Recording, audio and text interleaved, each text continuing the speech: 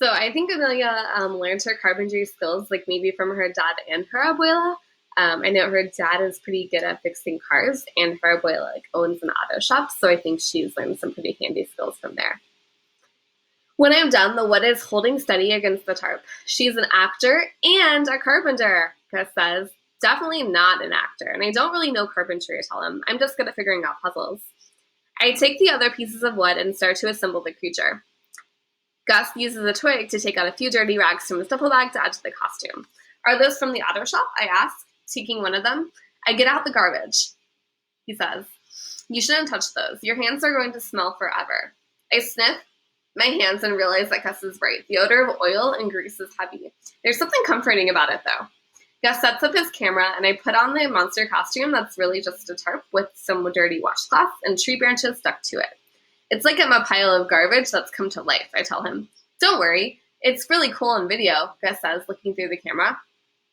After we film a few scenes of me and the creature wandering around the woods, Gus pulls out my costume change.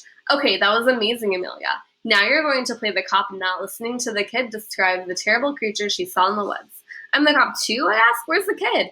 The camera, he says. Talk to the camera like it's the kid. Okay. We filmed the cop scene a whole bunch of times because I keep doing what Gus calls breaking character, which means I keep stopping to ask Gus what a cop is doing in the woods if the monster's supposed to be a mystery.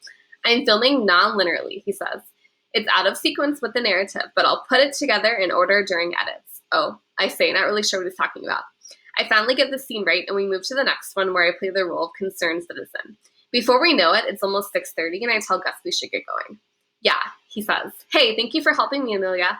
De nada, director extraordinaire. We pack up Gus's things and make our way out of the woods while Gus talks about Guillermo del Toro. His movies have layers. There's the genius of his work. He's trying to say lo que es diferente isn't what we should fear. Those who are unchanging are the most terrified. Gus, you're dropping a lot of wisdom today. The tracks ahead remind me how trains connect different parts of Georgia to Maryville. Like Atlanta, what happens in one part of the state affects another. I can see Gus wondering what I'm thinking about, but I don't have the right words to explain all the thoughts bouncing around in my head. A previous mayor calls Atlanta an international city, but I can see a whole lot of contradictions. How does the city of Maryville, with its different neighborhoods and schools, fit into all this? I don't know as much as I thought I did about my own home, and it's getting the Millennium Falcon in my brain ready for another jump into hyperdrive.